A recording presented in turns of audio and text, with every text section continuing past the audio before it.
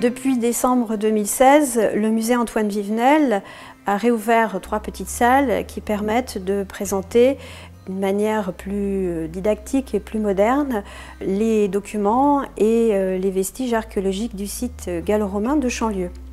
La nouvelle présentation des collections du sanctuaire de Chanlieu s'organise autour de 3 petites salles. La première salle permet de comprendre la situation géographique du lieu ainsi que le contexte des fouilles qui remontent à 1850. Une maquette permet d'appréhender le site et de comprendre l'implantation du lieu avec notamment les 3 grands bâtiments publics qui étaient construits au IIe siècle après Jésus-Christ. Le temple, le théâtre et les thermes, accompagnés de constructions qui ont été observées à partir de prospections aériennes. La deuxième salle explique l'histoire de l'occupation du site.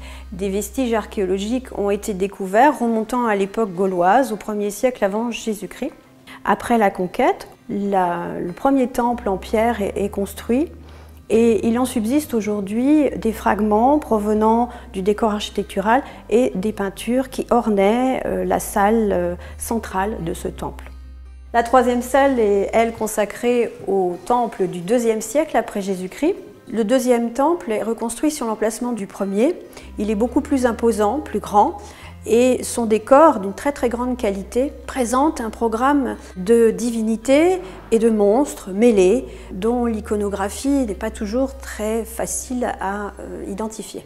On peut voir notamment certains blocs qui proviennent de la frise, qui couraient en haut du temple et qui présentaient un cortège de personnages accompagnés de monstres marins.